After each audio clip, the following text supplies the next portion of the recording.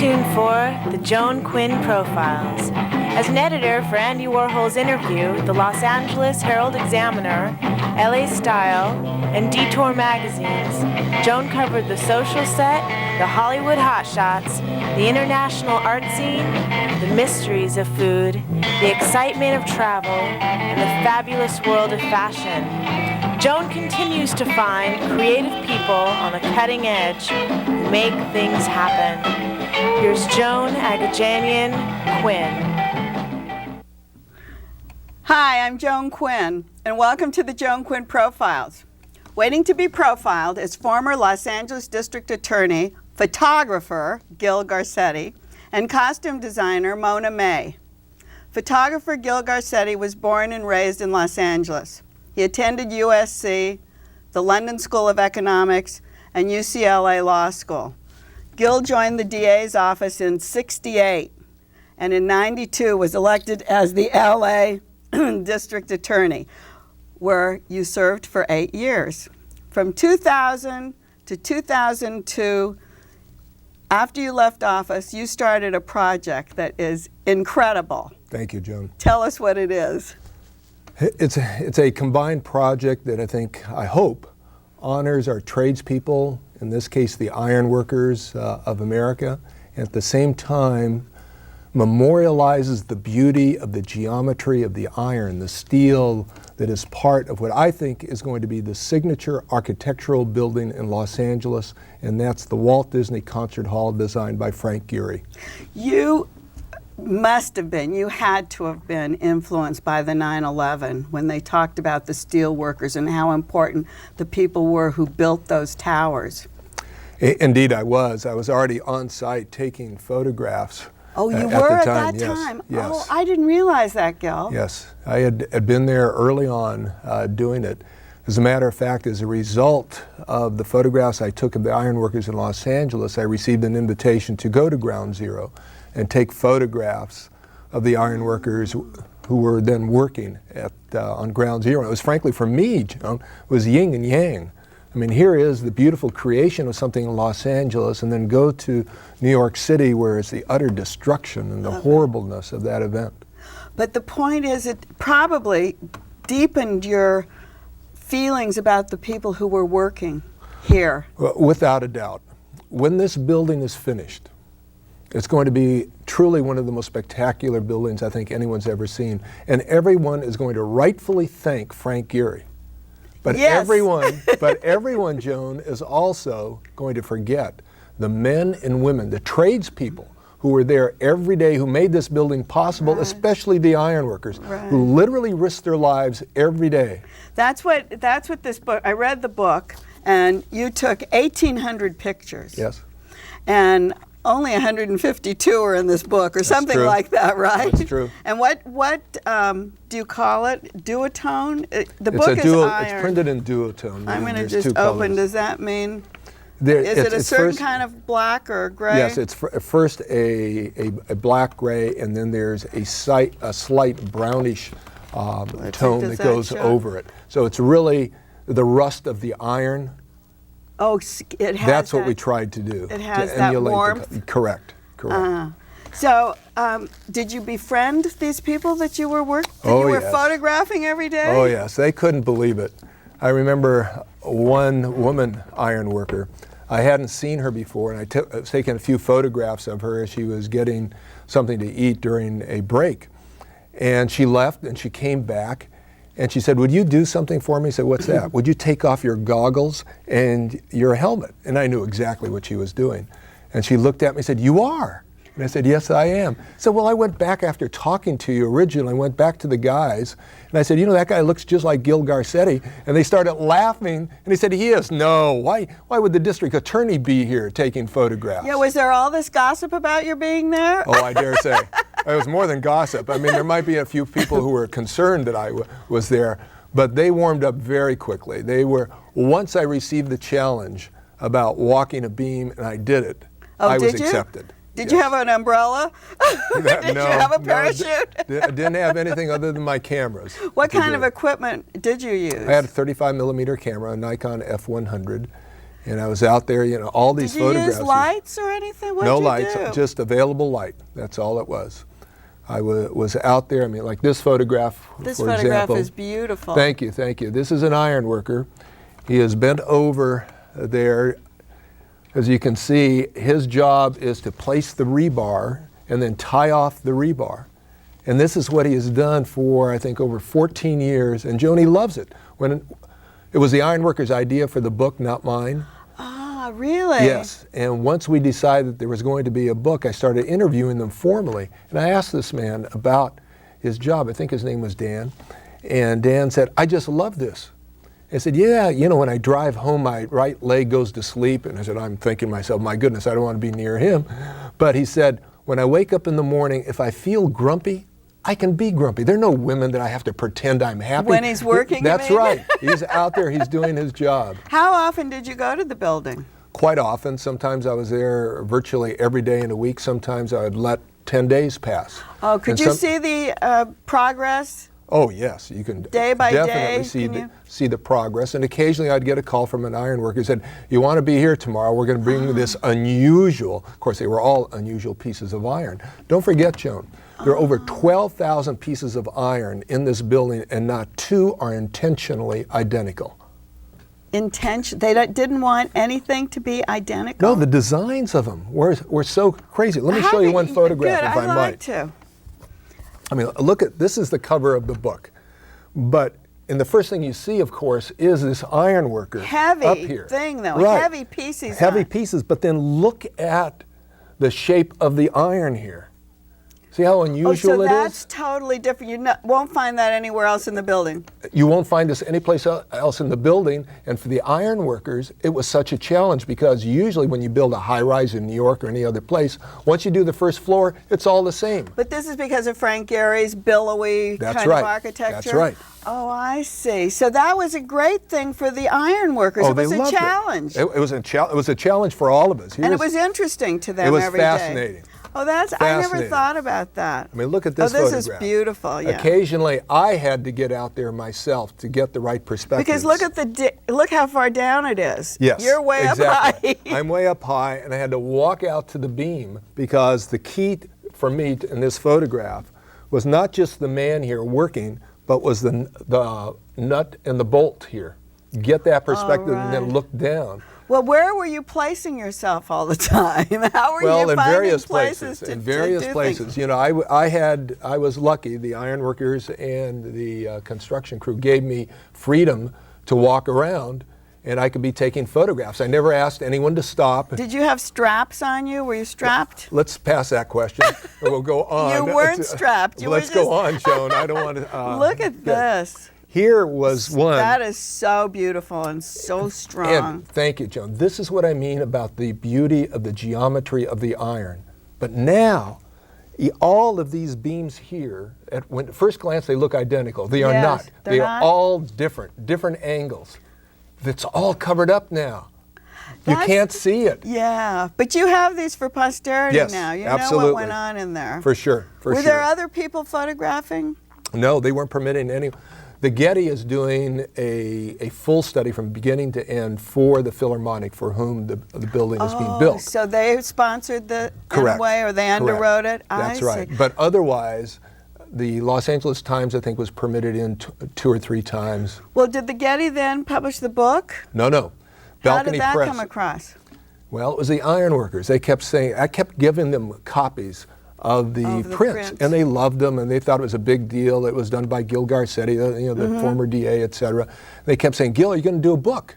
And I said, no, I'm not doing a book. Gil, you have to do a book. Why should I do a book? I mean, what's going on? It'd be good for us. We never get any recognition. Oh, they actually felt like Yes. that. That's Yeah. great. And so I decided, let's get this book out if we can find someone who really thinks the photographs and the stories are good enough. And everyone wanted the book once we proposed it. Oh, you mean everyone wanted to publish it once you got it together? Yes, because they thought it was a good idea, and they saw the photographs, and the photographs cut mustard, so to speak. And then that's when I decided, all right, all the proceeds will go to the Ironworkers Scholarship Fund. Oh, is that what happens? It is. They are the ones who made this possible. It was their idea.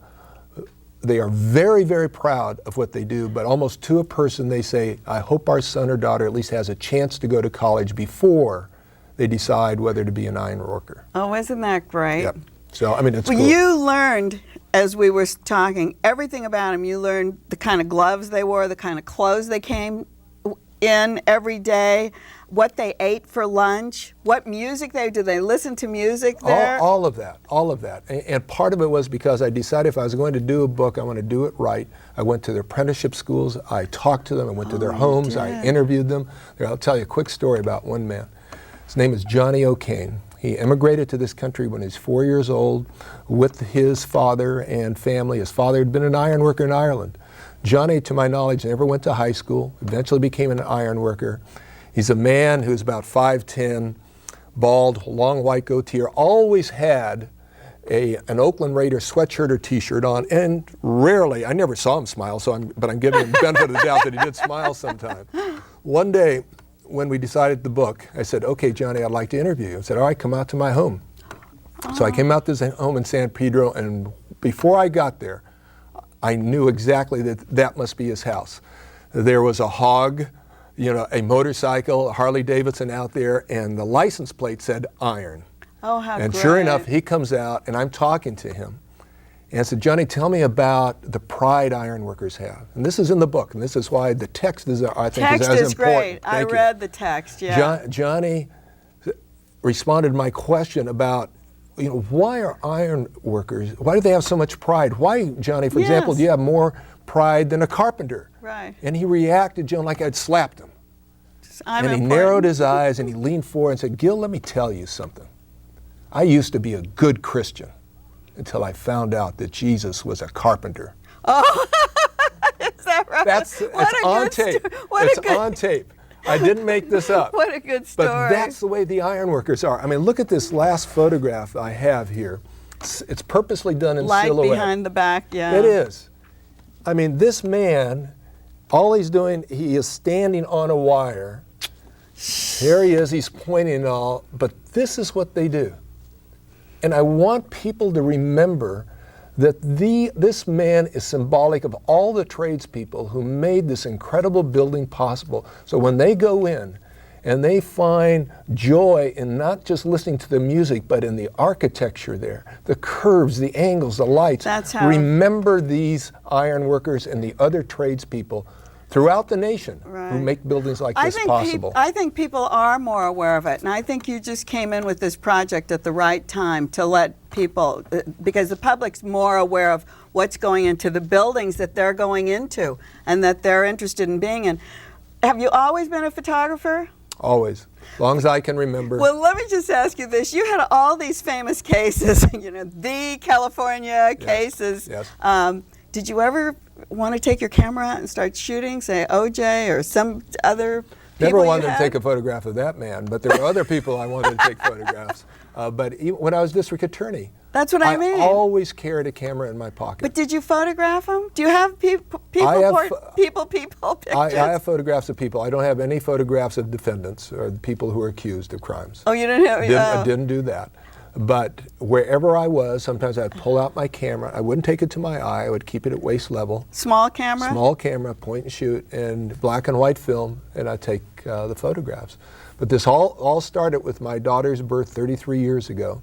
And I decided to get serious about black and white photography, and then I started taking classes. I've taken classes for years and years. Well, we're glad you had a real job before you became a photographer. This may have been my real job. Last week, you had Julia Schulman on. That's right. One of the world's renowned photographers. Right. And he said that was his destiny. Well, it's taken me a little longer, but maybe, and I always say this half seriously, maybe that was my destiny too. That's good. That's a good way to end it. Thank you. Thanks for being with us. Pleasure, Joan. Thank you. Thanks for watching Gil Garcetti and looking at his photographs. Don't go away. We'll be right back with Mona May, costume designer.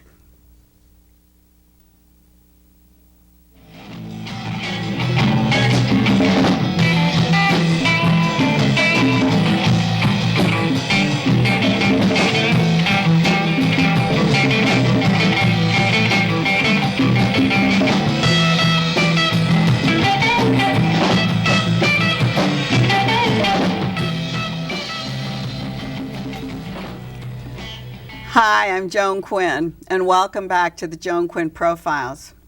Fashion designer Mona May grew up in Europe. She graduated from the Fashion Institute of Design and Merchandising in Los Angeles. She's fluent in Polish, German, Russian, and English. And have those languages helped boost your career? Absolutely. They I think have. just being multicultural is very important, to work in this type of business. I think that all the influences from all the countries has helped me so much to really kind of have my own style. Because everywhere I travel, I really see different things and, colors and the way people wear clothes. Where were you born and raised? I was actually born in Calcutta. Oh, in wow. India. You would Yes. never think of that. I'm thinking Polish, German, Russian. Yes. My father was Polish, and he was there as a diplomat for 5 years. And Oh, so during the time I was therefore Polish. therefore Polish. And quite interesting, from there I moved to Poland, which was quite a shock, I think, Oh, culture. really? But I think that's what's so interesting, and that's why I'm always interested in other cultural lives. And it's been great living in Los Angeles for that reason too, because it's such a multicultural place. Why did you come to Los Angeles then if you had all this European background? Well, I studied in Europe. I studied in New York, and I really wanted to see the West Coast. I love the outdoors and the ocean, the mountains, and it's all here. And I think the fashion designing is very different here. Did you always want to be a fashion designer? Yes. Oh, yes. you did? Did you make dolls' clothes? Absolutely. At 5 years old, I was rearranging my mother's closet. Oh, you were? Coordinating the colors. and So that was a given, right? That was a given, yeah.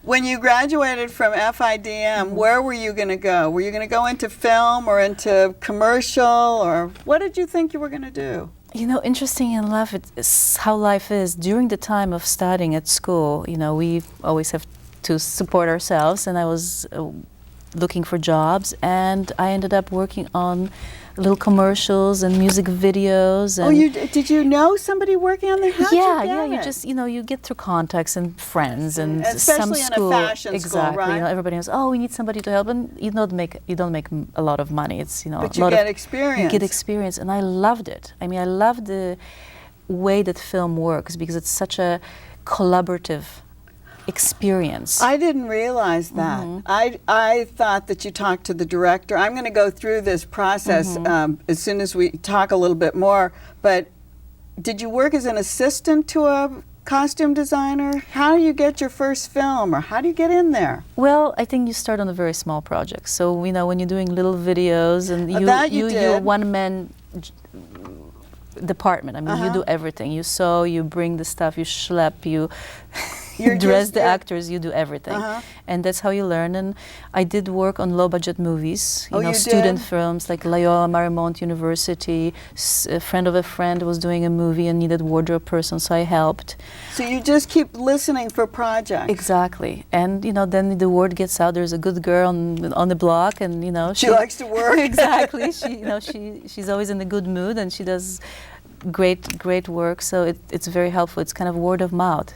And it is important, isn't it? Yes. That word of mouth is. How Very many much. years have you been out of fashion school? Oh, 10. Well, but isn't that Yes. just about takes Yes. some time to build your Absolutely. background, or build a knowledge and people around you who can Yes. believe in you? Yes, and I think your own confidence. In your own, is that too? Absolutely. So you walk in and you just know what it's going to cost, how to do it. Can it be done for this amount of money or this amount of time? Oh, we forget Yeah. about all those things too. Yes. So when you're meeting with the producers, that's what you're discussing? Yes.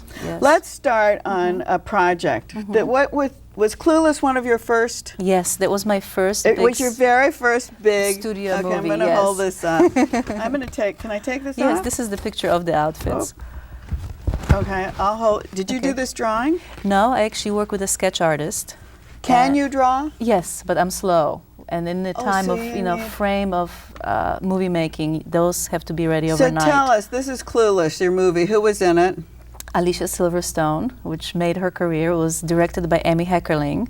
And it was quite phenomenal because we met Amy Heckerling. I met her on a small project, a TV pilot. And we fall in love with each other. She also has a fashion background. She's like a clothes horse, so she knows So styles. these are the two actresses wearing the clothes, Yes. actually, Yes. that you had a sketch artist draw. Yes. So you became friendly with her, and that And gave you the opening? Correct. When she wrote the film, she called me up. She said, "I have a project for you." She knew that my passion is fashion and costume designing, and it was the most amazing project to really show both of those talents. What were you looking for in this, the kind of clothes? Well, I think the interesting about that project was that I was like a fashion designer, because you make films at least 6 to 8 months before they come out. So I had to predict the fashion and the trends. Oh, I see. So these were ahead of their. These were supposed to be current fashions. Exactly. I see. Exactly. So you had to Exactly. do that. Then, once you get this job, you meet with the director. Correct. We read the script. You Uh-huh. read the script. You meet with the director. You get kind of a feeling, what do they want to do with the movie? You know, how contemporary is it? In this case, what was really important to Emmy, that it is a movie about fashion. But for example, that the girls in high school don't look like runway models and they don't look slutty. I see. So, you know, all my research came from Europe. But then you kind of take that and incorporate it into the young girls. And then, are you on the set all the time? Yes, you continue to, you know, first you prepare the movie, and then as you're working on the film and the costumes get established, yes, you are there on the day of and make sure the hat is there and the hairstyle goes with it and the jewelry. Do you continue while they're shooting the movie? Correct, because you have other characters that come up. You know, you have the teachers, and they don't. Not Do you have to everybody. do everything? Everything. What All- are, the men? the men, women? women, the extras, all the kids in school, and their backpacks and their jewelry and their hats and their shoes. What kind of assistants do you have? That project was quite small. You know, I had assistant costume designer and a couple people on the set. That's it? That's to it. get to do all that? Yes, and you do shopping. You have a couple seamstresses who, you know, do all the sewing. Do you for sew, you. by the way? Oh yes. Oh, you do know how to yes. sew? Yes, you have More to. than buttons. More than Could buttons. you make? Absolutely. I think, you know, coming from Europe, the way you study Yes. there, you really have to learn the pattern making, the So sewing. you can do all that. I can do it, yeah. Now I work on big projects and I have a pretty extensive crew. Then you did Rami and Michelle's high school reunion, which I thought was hilarious. Yes, that was such a I fun didn't film. know you, but Yeah. the clothes were really funny, and it was such a parody Yes. of what they were doing. Yes. Yeah, is it a fine line about how far you can go and what you can Very. show? It's a very fine line, and I think that's what's so fun, because how far can you go, and how far the actors will take it as well is quite interesting. And I think part of me being not from here, I'm more of an observer, so I feel more of the parody of things. You know, That's what I would think with Yes. the European background, Yes. just kind of making fun of what these young high school girls are doing or Yeah. thinking. Yes, yes. But do you have to have a rapport with the actors? Absolutely, absolutely. I mean, for What example, happens if you don't? it's tough. It's tough. I mean, we all, you know, our job as costume designers is to accommodate them as well, to make them feel good. You know, you don't want to put them in wool if they are allergic. I see. So you're sensitive to all those Absolutely. You know, you want to make sure that when they come on the set, they feel the part, they feel ready, so they are ready for the director. things. So Shoes? shoes, Hats? jewelry, accessories? underwear, bra, padding, Is that right? hiding. Oh, so you have to make, so that turns that actor into the character that they Yes. are. What you Yes. do to them. Exactly. Yes, it's a big part. It's a really big part.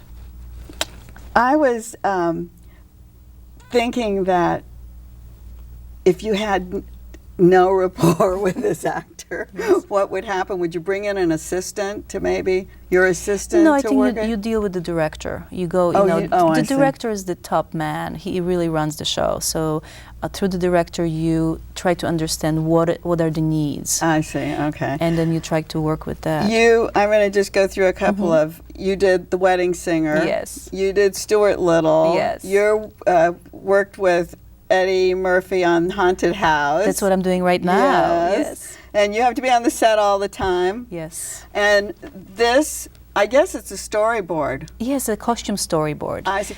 But Stuart Little too, all the costumes are on exhibit at the FIDM gallery. Yes. Which is a wonderful gallery. Yeah. Every year they put on a show before the Academy Awards, and how many? They have many. I think at 12 films, I think, and it's so fascinating to see. Actually, even for myself, I'm in the business, and when I went and saw this year's movie, I was just extremely moved. You know, it's so inspiring to see these costumes up close and see how much work goes into how it. they get them all, and the installation is always so beautiful, and there's music, and it's really great. It's fantastic. So this, I'm getting back to Stuart Little too, because this was on exhibit at FIDM. Yes.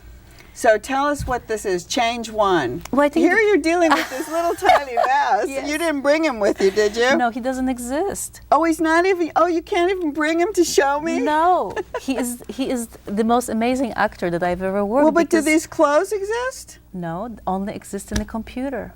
Oh, you're kidding. How did you do that? That must have been a new venture for you. Absolutely. It's the new way of, you know, I think the future, because we've designed all the costumes on paper. We've made little patterns. If you see, we've made little patterns. And the patterns get fed in a computer, and the computer sews it onto the 4-inch mouse inside of the computer. And that's how you came up with these? Yes. And then, you know, the guys in the computer from the sketch, they put it on him, and we decide how big the pattern is going to be, how the fabric is going to move. They have to develop the fabric in a computer as well, which is very expensive. Do you take a mouse and put some fabric on it to see how it's going to move? No. Oh, you can't Never. do that? You don't do that either? So phenomenal. I mean, oh dear. Unbelievable. And what's so interesting too is working with the scale, because he's 4-inch tall. You know, how big is the thread on him? How big are the seams? You know, what is the scale of the fabric too? The texture of it. So it's quite interesting. That is really, I didn't realize, I thought you actually worked on a little mouse and then he was animated after that. No, well, the process was phenomenal. You have brought us so much to think about. The other thing you did, Master of Disguise. I don't want to leave any of these things out. And is there a group for fashion designers that you have to, a union? Yes, I'm a member of the Costume Designers Guild. Is that what it's called? This is what it's called, and all of us are there, strong together. I'm so glad you came on, Mona May. Thank you very much. It's been wonderful. Thank you. Thank you. Thank you for watching the Joan Quinn Profiles. Keep writing to 777 South Figueroa, and we'll see you next time on the Joan Quinn Profiles.